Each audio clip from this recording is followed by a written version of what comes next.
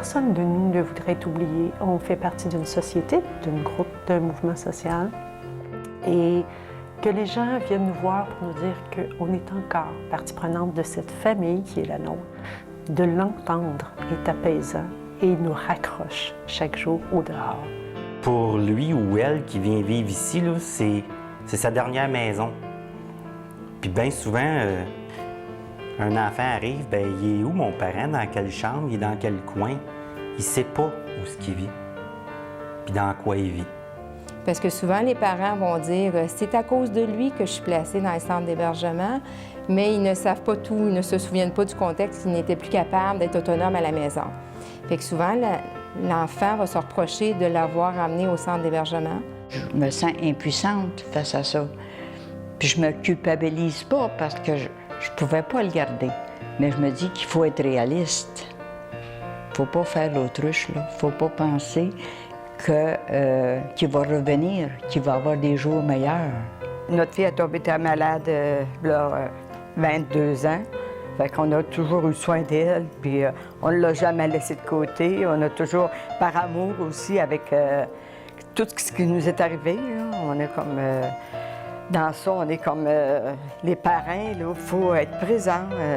Faut pas les laisser de côté par rapport qu'ils sont malades. Faut être là pour les aider, surtout à passer au travers. J'ai eu beaucoup de misère. Les premiers temps, là, je peux te dire que je venais, mais je rentrais de reculons. Puis j'aimais pas ça, parce que je me disais, qu'est-ce que ça me donne? Elle se souvient même pas de moi. C'est difficile émotionnellement, là. Moi-même, je viens, puis je pars en pleurant. Souvent. Au-delà de le handicap, c'est une personne humaine. C'est une personne humaine qui a besoin de contact. Oui, au début, on est peut-être gêné. On est gêné des fois quand on voit juste quelqu'un qui est en chaise roulante à l'épicerie. Mais ça nous amène à passer au-delà de ça, pour ne pas voir la chaise, mais pour voir la personne qui est dans la chaise.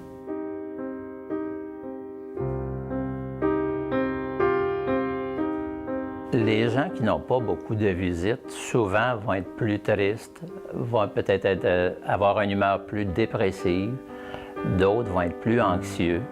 Donc, pour pallier à ces problèmes-là, souvent, ça prend certains médicaments. En partant, les gens sont seuls au départ, ils arrivent souvent seuls, ils vivent pratiquement seuls, sinon c'est nous autres la famille. Mais il faut penser qu'ils viennent vivre ici, sauf que c'est pas une vie de famille ici, c'est une vie, on travaille, donc on n'est pas dans l'intimité de la vie privée, là. On n'atteint pas le monde jusque-là souvent. Avant qu'ils arrivent ici, ils ont une vie avant. Mais là, si les personnes qui peuvent les visiter ne viennent pas les voir, puis c'est le personnel. Le personnel les ont toujours connus ici. Moi aussi. Fait que même si je discute avec eux autres à l'occasion, bien, je peux pas parler de leur vie antérieure à ici. Je trouve qu'ils font pitié parce qu'ils regardent des fois et disent, bon, il est chanceux, il y a de la visite. Moi, j'ai jamais personne. Puis même dans le temps des fêtes, quand on fait il y a toujours un repas dans le temps des fêtes. Il y en a qui n'en ont pas. Peut-être qu'ils n'ont plus de parenté, qui n'ont plus de membres de leur famille qui existent, je ne sais pas du tout. Mais je trouve qu'ils font pitié, ces gens-là.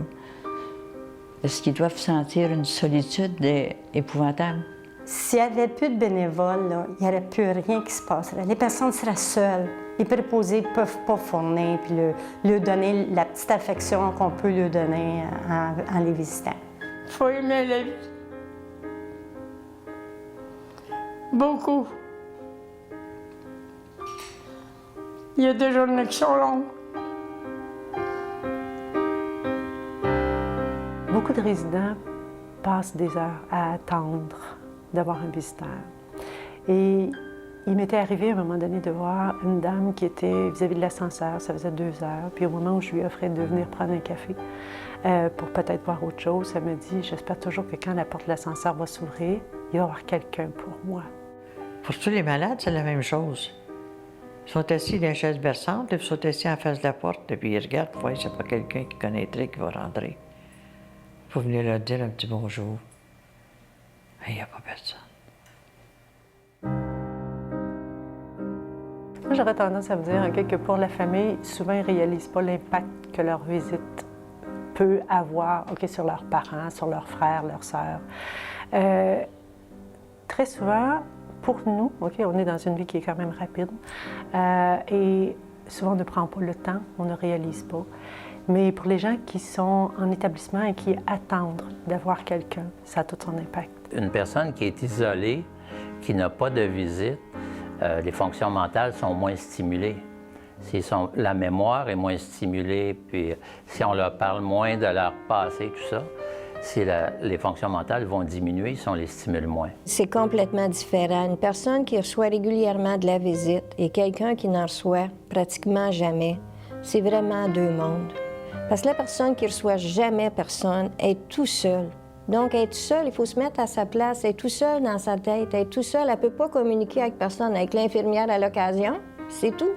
Mais elle n'a pas d'échange affectif avec qui que ce soit. Moi, je sais que ma fille, je suis toujours très, très heureux de la voir. Elle a l'air bien contente de me voir, elle aussi. Mais à 18 ans, des fois, c'est plus le fun de sortir avec les amis que de venir voir son père. Je trouverais ça vraiment long de ne pas avoir ma fille qui vient me voir. Moi, dans mes petits-enfants, sont à faire de l'élevage. Ça fait qu'ils sont occupés. Mais ils viennent. Ils font leur possible. Ils les remercient beaucoup. Quand on visite un parent, on lui amène un vent de fraîcheur. On lui amène ce qui se passe dehors. On est une fenêtre vers l'extérieur. Pourquoi je fais ça? C'est parce que j'ai beaucoup d'amour, puis c'est une personne qui notre besoin est seule dans la vie. Ça me fait plaisir de le faire. Je me limite pas juste à la personne que je rencontre. Je fais le tour. Je prends la personne que je viens rencontrer ici, là, puis je fais le tour ses étages, puis je vais lui dire bonjour, lui toucher à l'épaule, à la main, lui dire qu'ils sont belles. Puis c'est pas croyable dans leurs yeux comment vous voyez qu'ils sont contentes. Ils ont des cœurs débordants ici. Ils ont un cœur plein d'amour. Puis quand ils commencent à t'en parler, quand ils commencent à dire ce qu'ils ressentent, ce qu'ils vivent, puis qu'ils peuvent s'exprimer, puis qu'il y a quelqu'un qui écoute, puis on a besoin de s'exprimer, on a besoin de jaser, on a besoin de chanter puis de niaiser à l'occasion, bien eux aussi. Moi, je travaille là-dedans, fait que je suis plus à l'aise, là. Mais j'ai compris les familles aussi qui sont pas à l'aise à venir voir leurs parents parce que ça les rend tristes, tu sais, puis, excusez, ça les touche, tu sais, mais faut se forcer, tu sais. Faut se forcer à venir voir les parents parce que ça leur fait du bien, eux autres aussi, tu sais.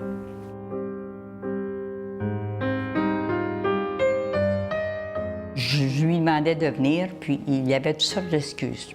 Puis dernièrement, il était avec moi, il a passé la journée avec moi, puis je lui disais, tu sais, aujourd'hui, c'est la fête de papa. C'est la fête de ton père. Il répondait pas, il parlait pas. Puis je lui répétais, c'est la fête de papa aujourd'hui. Puis finalement, à un moment donné, il est parti. Il m'a dit, je m'en vais faire une commission. Il est allé voir son père. C'est une employée qui m'a dit. Il est venu voir son père, il l'a pris dans ses bras. Puis il lui a souhaité bonne fête. Des problèmes, on en a toutes. Et puis, faut pas laisser nos problèmes de côté. Puis, de dire, eux autres, ils marchent pas, puis nous autres, on marche. On a nos bras, on a nos jambes. On a la parole aussi, puis on a l'amour qu'on peut leur donner encore, de continuer à aller les voir. Ça me fait vraiment beaucoup de bien. J'ai l'impression que je suis encore à quelque part un peu important. Sinon, à quelque part, je pourrais me dire, bon, OK, ils sont ici, ils prennent soin de moi, mais en réalité, je suis comme un meuble qu'on est poussette à l'occasion. Mais c'est pas ça que je suis, là.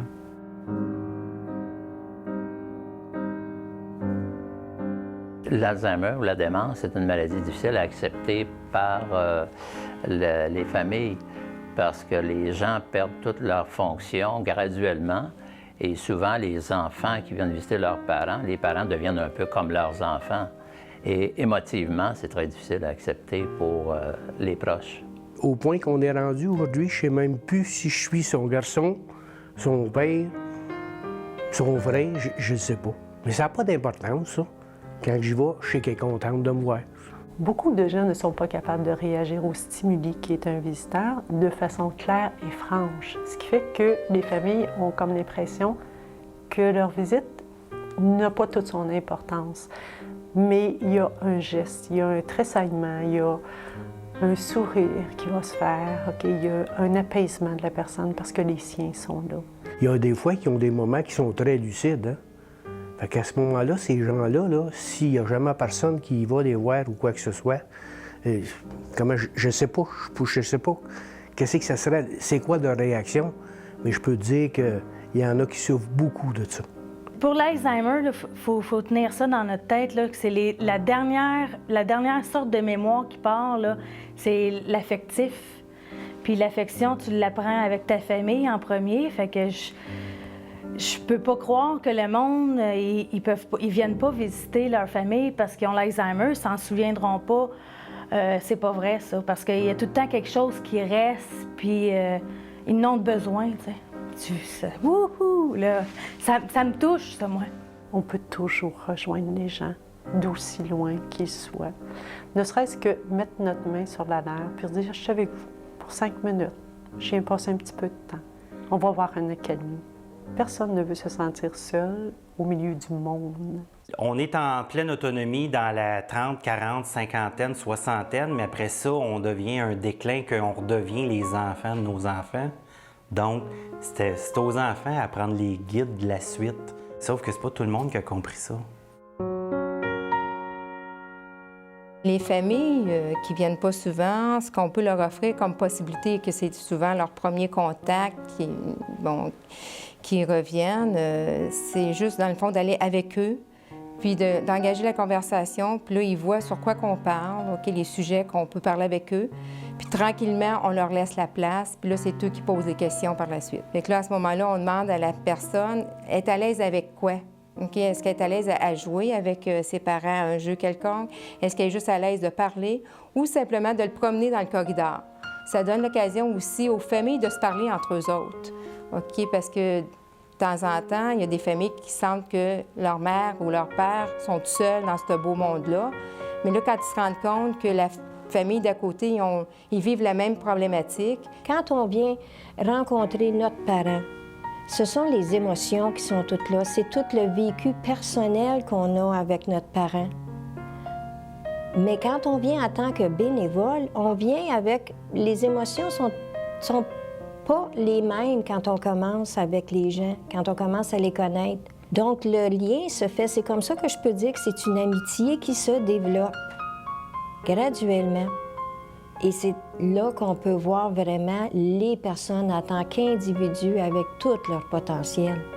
Ne pas savoir quoi faire, ne pas savoir quoi dire à une personne âgée, il y a toujours quelqu'un autour qui peut nous dire. On peut voir le chef d'unité qui va nous dire « Écoutez, avec votre mère, ce serait agréable, OK, si vous parliez de musique, parce qu'elle aimait ça beaucoup.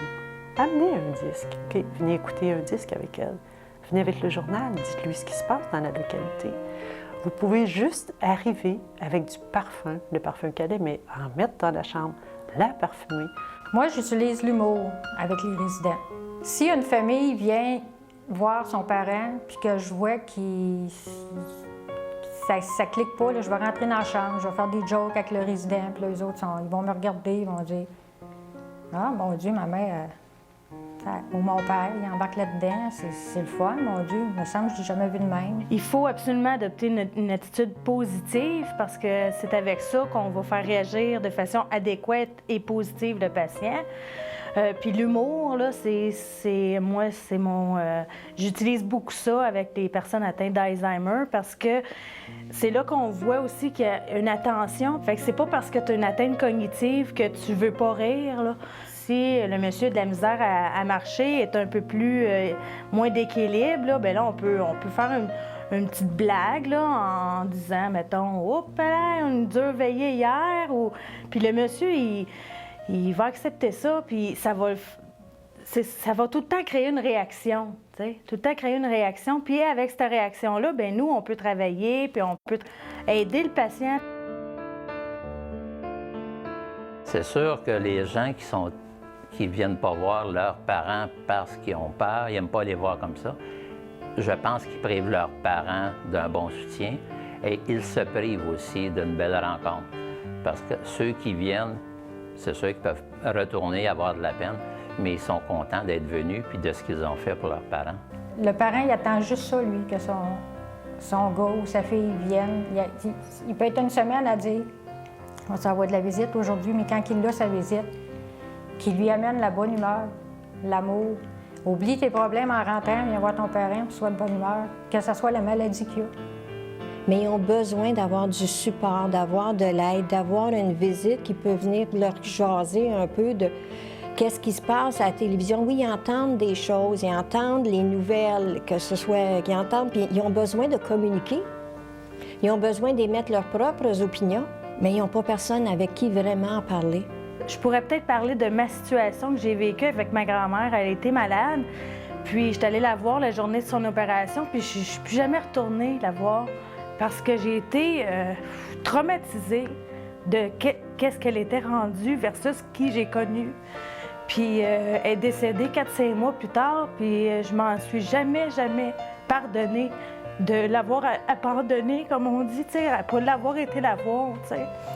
Puis ce que je voudrais dire aux familles, c'est de profiter du temps qu'elles ont, même si est alitée la personne, même si on n'est pas sûr trop ça comprend ce qu'on lui dit. Eux, c'est certain qu'ils vont bénéficier de ça, c'est sûr. Tu peux pas avoir la famille que tu as élevée à tes côtés puis pas en bénéficier, c'est impossible. Moi-même, j'ai passé par là, puis on se rend compte, après que nos parents sont plus là, qu'est-ce qu'on aurait pu faire et aurait dû faire pour eux autres. Après ça, il est trop tard. Un message que j'ai le goût de dire aux familles, lâchez pas, venez les rencontrer, vos parents. Mettez-vous à la place d'eux autres, si c'est vous autres qui seriez placés là, comment vous aimeriez être visités et être rencontrés. Manquez pas, ils ont besoin d'amour, ils ont besoin de vous autres.